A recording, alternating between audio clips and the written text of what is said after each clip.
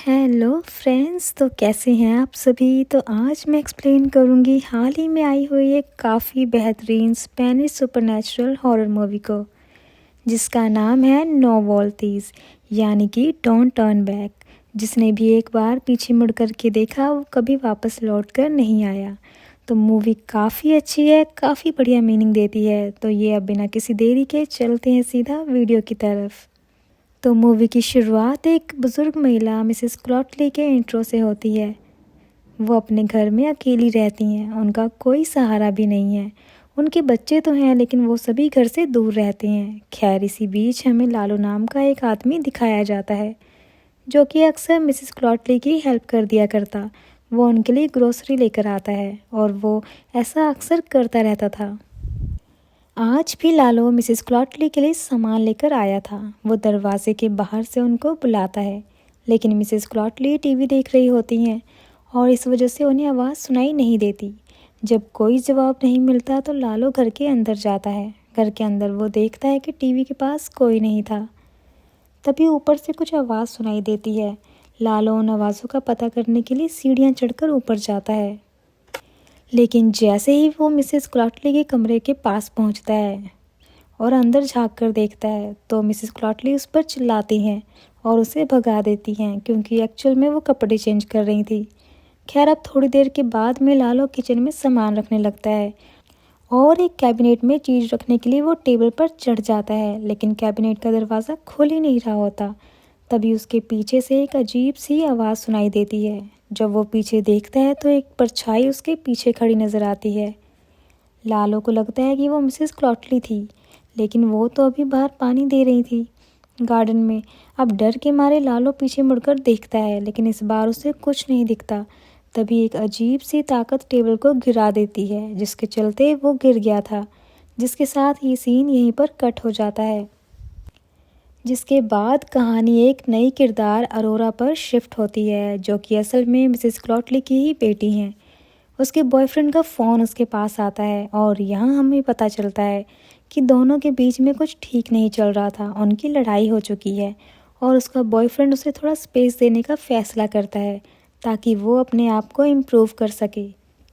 अब बाद में जब अरोरा अपने घर में होती है तो उसे पीछे से किसी की आवाज़ सुनाई देती है।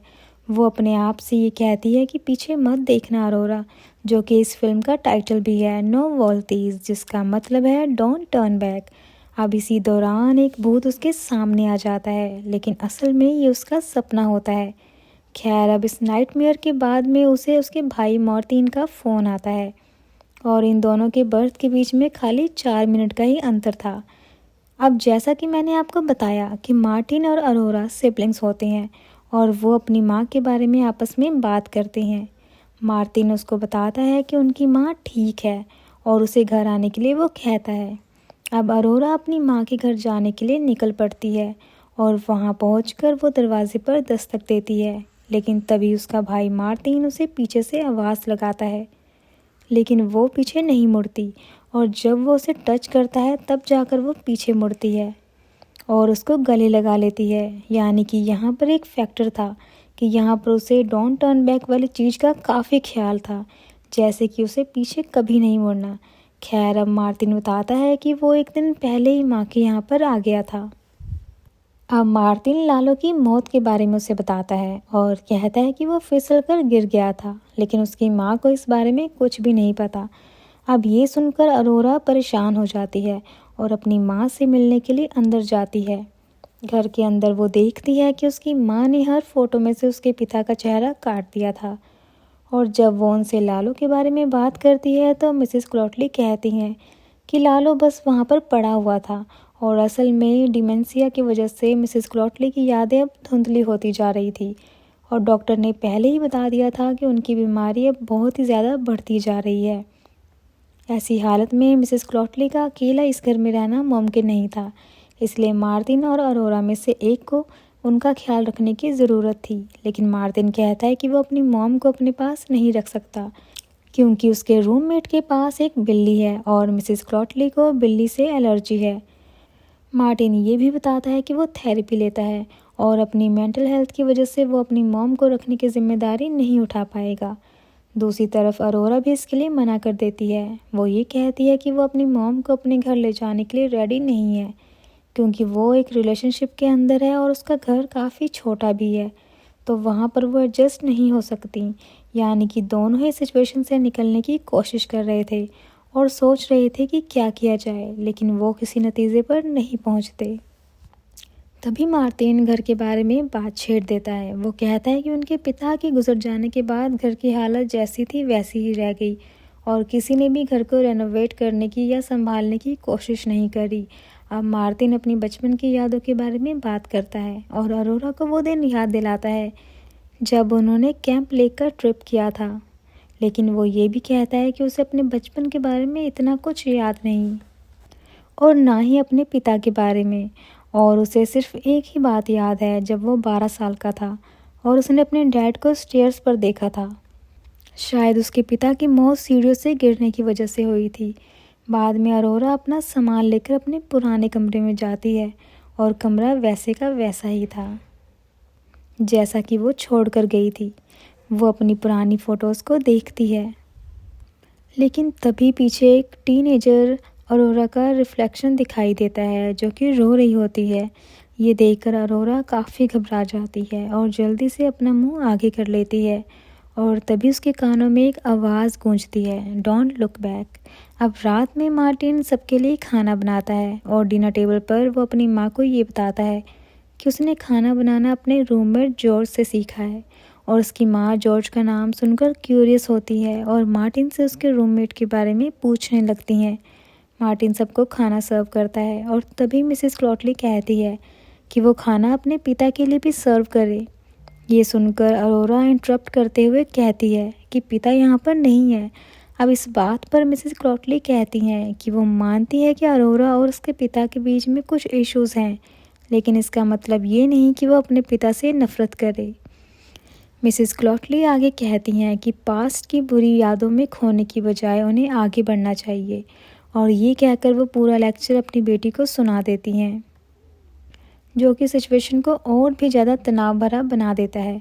अब तभी यहाँ उन सबके बीच में बहस शुरू हो जाती है, जिसमें अरोरा अपनी माँ से ये कहती है कि उनके पिता काफ़ी समय पहले ही ख़त्म हो चुके हैं, लेकिन मिसेस क्लॉटली इस बात को मानने के लिए तैयार नहीं थी।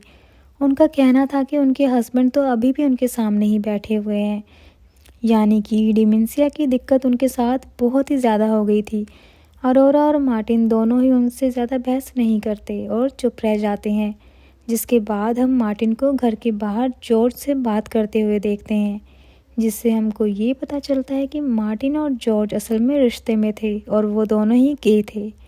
और इसी बीच वहाँ पर अरोरा आ जाती है और मार्टिन से कहती है कि उनकी माँ का ये मानना है कि उनके पिता ज़िंदा है और अब काफ़ी ज़्यादा सीरियस बात हो चुकी है। उनके लिए एक नर्सिंग होम का अर्जेंट अरेंजमेंट करना ही होगा, नहीं तो बहुत दिक्कत हो सकती थी। और मार्टिन भी इस बात से सहमत होता है। अरोरा कहती है कि उन्हें अभी के अभी कोई आसपास का नर्सिंग होम ढूंढना होगा, क्योंकि वो अपने कॉम्प्लिकेटेड रिश्ते और पर्सनल इश्यूज़ की वजह से ज़्यादा दिन यहाँ पर नहीं रुक सकती। और ये कहकर वो वहाँ से जाने लगती है। तब मार्टिन उसे ये पूछता है कि तुम डैड से इतनी नफ़रत क्यों करती हो।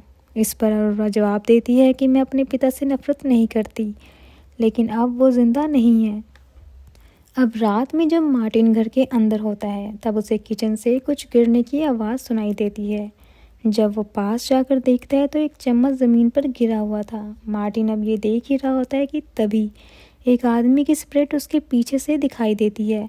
वो स्पिरिट कुछ पल के लिए नज़र आती है और फिर गायब हो जाती है, जिसके बाद विंडो का ग्लास अपने आप टूट जाता है, जो कि मार्टिन को काफ़ी ज़्यादा डरा देता है। उधर रात में जब अरोरा सो रही होती है तो उसके क्लोजेट से वो स्पिरिट निकलकर उसके रूम में आती है। तभी अरोरा की आंख खुल गई थी, लेकिन वो पीछे मुड़कर नहीं देखती। अब डर के बावजूद वो अपने बेड से उठ जाती है और रूम को चुप चुप कर देख रही होती है, लेकिन उसे वहाँ पर कोई नहीं दिखाई देता। अब इस घटना के बाद अरोरा अपने बॉयफ्रेंड हुवान को कॉल करती है और बताती है कि उसकी माँ की तबीयत काफ़ी ख़राब है और इस वजह से वो यहाँ पर रुकी हुई है। लेकिन वो ये भी कहती है कि जल्दी उनकी मॉम को नर्सिंग होम शिफ्ट कर दिया जाएगा। अब दूसरी तरफ मार्टिन बाथरूम से नहाकर बाहर आता है। तभी वो दूसरे रूम से कुछ आवाज़ को नोटिस करता है और देखता है कि उसकी माँ उस रूम के अंदर है और उन्होंने दरवाज़ा लॉक कर लिया है। मार्टिन आवाज़ के सोर्स को चेक करने के लिए उस रूम में जाता है। वहाँ पर वो देखता है कि उसकी माँ एक पर्दे के पीछे छुपी हुई है, लेकिन जब वो करीब जाता है तो मिसेस क्लोटली क्लोजेट के अंदर थी, जो मार्टिन को काफ़ी चौंका देता है। अब मार्टिन की माँ उससे पूछती है कि तुमको क्या लगता है कि मैं पागल हूँ? इस पर मार्टिन तुरंत ही कहता है कि बिल्कुल भी नहीं माँ। तब मिसेस क्लोटली कहने लगती हैं कि अगर ऐसा नहीं है तो तुम मुझे इस घर से क्यों भेजना चाहते हो? मार्टिन हैरानी में उनसे पूछता है कि ये बात आपको किसने बताई? तो मिसेस क्लोटली कहती है कि मुझसे झूठ मत बोलो, मुझे कोई भी यहाँ से बाहर नहीं कर सकता। इसके बाद में मिसेस क्लोटली मार्टिन से प्रॉमिस लेती हैं कि वो उन्हें कभी इस घर से नहीं भेजेगा और मार्टिन भी उनका दिल रखने के लिए उनको ये प्रॉमिस कर देता है। तभी मार्टिन वहाँ पर एक रखे हुए रिंग को नोटिस करता है और अपनी मॉम से पिता के बारे में पूछने लगता है। वो कहता है कि उसे अपने बचपन की ज़्यादा यादें नहीं हैं। मिसेस क्लोटली तभी बताती हैं कि उनके पिता एक बहुत ही अच्छे इंसान थे। वो हमेशा वही करते थे जो कि उनके परिवार और बच्चों के लिए सही होता था। और मार्टिन की माँ उसे बताती है कि उसके पिता हमेशा उसकी केयर किया करते थे। जो कुछ भी उन्होंने किया था वो सिर्फ अपने परिवार के लिए था। अगर कभी मार्टिन अपने पिता को फील करे तो उसे डरने की कोई ज़रूरत नहीं है। उनके पिता हमेशा जानते थे कि क्या सही है। लेकिन एक बात हमेशा याद रखना कि कभी भी पीछे मुड़कर मत देखना, क्योंकि उनके पिता को ये चीज़ बिल्कुल पसंद नहीं थी। यानी कि इनडायरेक्टली यहाँ पर अरोरा अपने पिता को ही प्लीज़ कर रही थी, क्योंकि वो पीछे मुड़कर कभी भी नहीं देखती थी, या फिर ये कहें कि डर की वजह से। फिर दूसरी तरफ हम देखते हैं कि अरोरा नर्सिंग होम वालों से बात कर रही होती है। अब अगले दिन में मार्टिन और उसकी माँ टीवी देख रहे होते हैं कि तभी अरोरा वहाँ पर आती है और मार्टिन को इशारा करके बाहर बुलाती है। बाहर जाकर मार्टिन उसे बताता है कि उनकी माँ ने किसी तरह से उनकी बातें सुन ली हैं कि वो उनको नर्सिंग होम में एडमिट करना चाहते हैं। अब अरोरा उसे साइड में ले जाकर कहती हैं कि उसने एक नर्सिंग होम से बात भी कर ली है, जो कि सिर्फ इस फ्राइडे को अपॉइंटमेंट दे रहे हैं। अब अरोरा उसे साइड में ले जाकर कहती है कि उसने एक नर्सिंग होम से बात भी कर ली है, जो कि सिर्फ इस फ्राइडे को अपॉइंटमेंट दे रहे हैं। मार्टिन थोड़ा सा हिचकिचाता है, लेकिन अरोरा उसे कहती है कि मैं यहाँ पर और दिन नहीं रह सकती, तुम्हें समझना होगा, मुझे यहाँ से जाना ही होगा। अब मार्टिन ये कहता है कि मुझे लगता है कि माँ के साथ कुछ तो गड़बड़ हो रही है, क्योंकि पहले वो पर्दे के पीछे थी, लेकिन अचानक से वो क्लोजेट के अंदर से बाहर आई और उस दिन विंडो का ग्लास भी टूट गया था, जैसे कि कोई चिड़िया उससे टकराई हो। अरोरा कहती है कि उससे भी उस दिन कुछ अजीब सा फील हुआ था कि तभी मार्टिन अपनी थेरेपिस्ट की बात को रिपीट करता है। उन्होंने ये कहा था कि जब हम अपने पुराने घर या पुरानी यादों के आसपास होते हैं तो अक्सर हमें ऐसे विजुअल्स आते रहते हैं और ये काफ़ी आम बात है। फिर मार्टिन अरोरा को एक रिंग दिखाता है और उसे देखते ही अरोरा पहचान जाती है कि ये तो उनके डैड की वेडिंग रिंग है। लेकिन मार्टिन हंसता है और कहता है कि ये कैसे हो सकता है, उन्होंने डैड को तो यही रिंग पहनाकर दफनाया था। ये सुनकर अरोरा ग्रेवयार्ड जाती है कंफर्म करने के लिए। मार्टिन भी उसके पीछे जाता है। अब ग्रेवयार्ड में मार्टिन अपने मन की बात याद करता है कि मेरी ज़िंदगी बिल्कुल भी सही नहीं चल रही थी। थेरेपिस्ट कहते हैं जो कुछ भी हो रहा है उसका कुछ कनेक्शन मेरे चाइल्डहुड और डैड की डेथ से है। अब अरोरा कहती है कि हमारे पिता की मौत प्लास्टिक का टुकड़ा निगलने की वजह से हुई थी। वो दोनों अपने पिता की ग्रेव देखते हैं जो कि खुली हुई होती है और ये देखकर दोनों ही शॉक्ड थे। तभी उनको एक विसल की आवाज़ सुनाई देती है। अरोरा एक आदमी को दूर से उन्हें देखते हुए नोटिस करती है और उसको देखकर वो दोनों डर जाते हैं और वापस अपने घर आ जाते हैं। अब घर पहुंचने के बाद मार्टिन कहता है कि माँ ये सब नहीं कर सकती, लेकिन वो ज़रूर जानती होगी कि ऐसा किसने किया। अरोरा कहती है कि हो सकता है, लेकिन मुझे अभी भी लगता है कि उनका बर्ताव अजीब है। तब मार्टिन उसको बताता है कि जब पिता के गले में प्लास्टिक का टुकड़ा अटक गया था तब मैं उनके पीछे ही था, लेकिन मैं उनकी तरफ पलटकर नहीं देख पाया। अरोरा उसे तसल्ली देते हुए कहती है इट्स ओके मार्टिन, ये उन्हीं का रूल था और तुमने सिर्फ उनका रूल ही फॉलो किया। यानी कि जैसा कि मैं आपको पहले ही बता चुकी हूँ कि दोनों अभी भी अपने पिता के ही रूल को फॉलो कर रहे थे और पीछे मुड़कर कभी नहीं देखते थे। फिर अरोरा मार्टिन से कहती है कि मैं सब कुछ तभी एक्सप्लेन करूँगी जब मैं यहाँ से चली जाऊँगी। अरोरा अपनी माँ से रिंग के बारे में पूछने जाती है कि मॉम, ये रिंग आपको किसने दी। अब मिसेस क्लॉटली नाराज़ हो जाती हैं और गुस्से में कहती हैं कि तुम क्यों बार बार ये सवाल पूछ रही हो। अब अरोरा फिर से इंसिस्ट करती है कि मुझे बस इतना बता दीजिए कि ये रिंग आपके पास कहाँ से आई। तभी मिसेस क्लॉटली शांति से जवाब देती हैं कि तुम्हारे पिता ने मेरी हेल्प की थी इस रिंग को वापस लाने में, और ये जो रिंग है वो उन्हें हमारे साथ रहने में हेल्प करती है। जिसके बाद मार्टिन घर के बाहर अपने पिता की पुरानी यूनिफॉर्म को देखता है जो कि एक हुक पर टंगी हुई थी, और उस यूनिफॉर्म के साथ वही विसल भी होती है जो कि उसने पहले ग्रेवयार्ड में सुनी थी। दूसरी तरफ अरोरा को अपनी माँ से जवाब नहीं मिलता तो वो अपने रूम में वापस आ जाती है। अब उसका बॉयफ्रेंड फ़ोन पर बात करते हुए नाराज़गी जताता है कि तुम कब तक वहाँ पर रहोगी।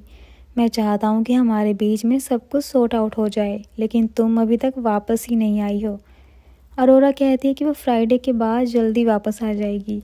अब इसी बीच उसे अपने बचपन की एक बात याद आती है जिसमें वो एक अब्यूज़िव पिता की वजह से रो रही थी, और इसी फ्लैशबैक से पता चलता है कि अरोरा एक टॉक्सिक रिलेशन में है। दूसरी तरफ हम मार्टिन को देखते हैं जिसके बॉयफ्रेंड जॉर्ज का उसे मैसेज आता है।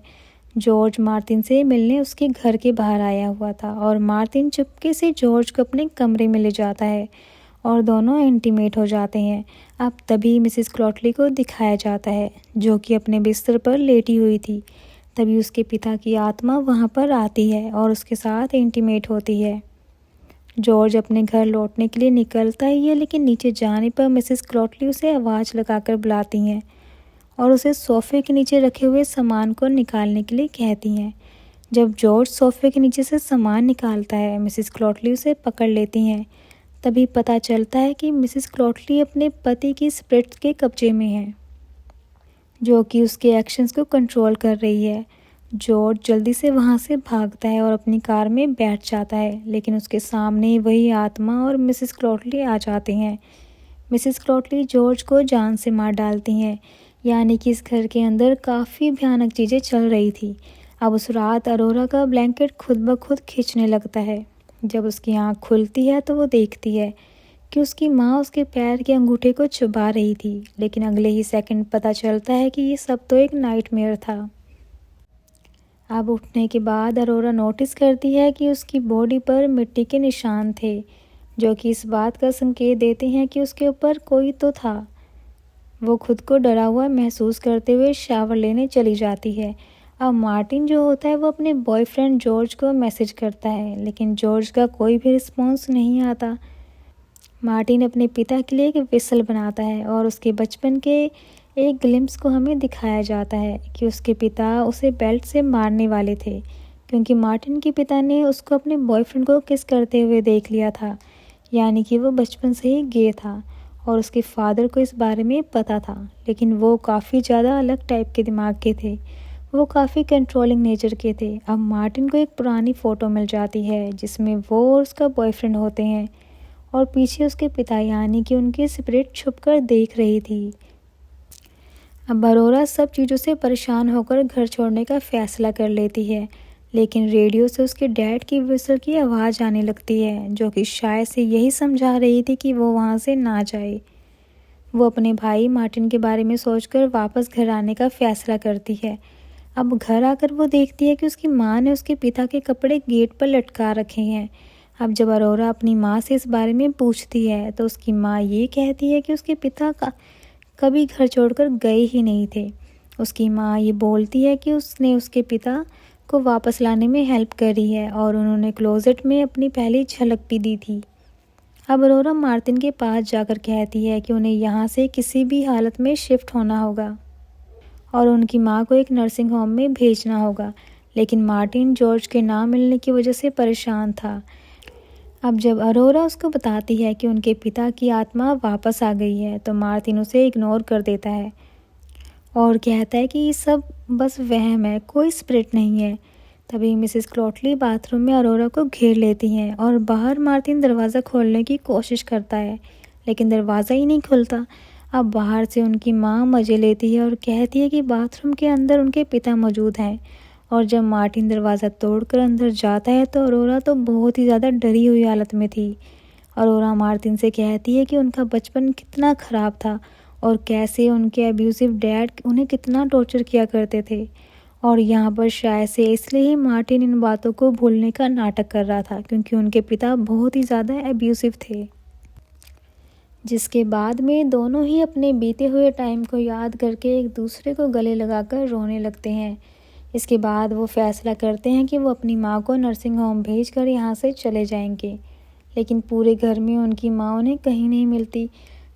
क्लोजेट के अंदर उन्हें कम बैक खून से लिखा हुआ मिलता है और उनको एक विच क्राफ्ट की किताब भी मिलती है, विच इंडिकेट्स कि यहाँ पर उनके पिता की आत्मा ने ये सब लिखा था। या फिर ये भी हो सकता है कि उनकी माँ ने अपनी दिमागी हालत ख़राब होने की स्थिति के चलते ये कम बैक लिखा था अपने ही खून से, क्योंकि उसके बच्चे उसे काफ़ी टाइम से इग्नोर कर रहे थे। अब रात को मार्टिन स्मोक करते हुए बाहर जाता है और विसल की आवाज़ को सुनता है।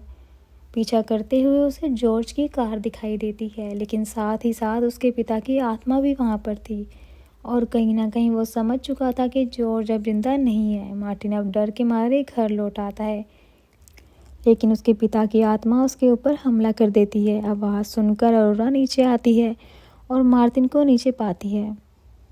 मार्टिन कहता है कि उनके पिता उन्हें यहाँ से नहीं जाने देंगे, उनकी आत्मा वाकई में यहाँ पर है। खैर तभी होता ये है कि वो खुद को डाइनिंग टेबल के पास बंधे पाते हैं और उनकी माँ जॉर्ज की लाश को उनके पिता के कपड़े पहनाकर उसके अंदर उनकी स्पिरिट को डाल देती है। मार्टिन के डैड जॉर्ज की बॉडी को पजेस करके ज़िंदा हो जाते हैं और मार्टिन को पीटने लगते हैं, क्योंकि उसने फिर से गलत काम किया था। उनको वो घी वाली चीज़ बिल्कुल भी पसंद नहीं थी। अब जब अरोरा उसे रोकने की कोशिश करती है तो उसके पिता उसे भी पकड़ लेते हैं, लेकिन इस बार अरोरा अपने डर का सामना करते हुए पीछे मुड़ जाती है और अपने पिता की आत्मा को स्टैब करती है, यानी कि जॉर्ज की लाश को। अब मार्टिन और अरोरा भाग जाते हैं, लेकिन उनकी माँ उन्हें रोकती है और कहती है कि वो जो कर रही है वो सही कर रही है, यानी कि उन्होंने जो कुछ भी किया आत्मा को बुलाना वो बिल्कुल सही था। अब मार्टिन और अरोरा अपनी माँ को छोड़कर चले जाते हैं, लेकिन उनके पिता वापस आकर अरोरा को असॉल्ट करने की कोशिश करते हैं। मार्टिन अपने पिता की उंगलियां काट देता है और दोनों भाई बहन वहाँ से भाग जाते हैं। रास्ते में अब अरोरा के बॉयफ्रेंड का फ़ोन आता है, जो कि उसे उल्टा सीधा बोल रहा था कि वो वापस क्यों नहीं आई अब तक। अब अरोरा उसे गाली देकर फ़ोन को तोड़ देती है, यानी कि उसने एक और एब्यूसिव रिश्ते से खुद को छुटकारा दे दिया था। अंत में दोनों अब एक नए जीवन की शुरुआत करते हैं और नए सपने नई उम्मीदों के साथ जाने लगते हैं। उनकी माँ उन्हें रोक भी रही होती है, लेकिन तभी उसके हस्बैंड की आत्मा उसे वापस घर के अंदर खींच लेती है। एनीवेज इसके बाद हम एक मिड क्रेडिट सीन को देखते हैं। मिसेस क्लॉटली इधर रोड पर चलती हुई कुछ बड़बड़ा रही होती हैं कि ये सब उसका फॉल्ट है और उसे अपने परिवार को वापस बुलाना होगा। ऐसा लग रहा था कि उसके पिता की आत्मा ने मिसेस क्लॉटली को उनके पास भेजा है, क्योंकि शायद से वो उनको अभी तक अब्यूज़ करना चाहते होंगे और अपने परिवार को एकजुट करके रखना चाहते होंगे, जो कि बिल्कुल गलत था। और इसी के साथ ये मूवी यहीं पर ख़त्म हो जाती है। तो दोस्तों ये थी नोवेल्टीज़ इस मूवी की कहानी। अगर आपको पसंद आई हो, वीडियो पसंद आई हो, एक्सप्लेनेशन पसंद आई हो तो वीडियो को लाइक कर दीजिए और चैनल पर नए आए हैं तो उसे सब्सक्राइब कर लीजिए। तो मैं आपको मिलती हूँ नई वीडियो के साथ। तब तक के लिए टेक केयर, अपना ध्यान रखें।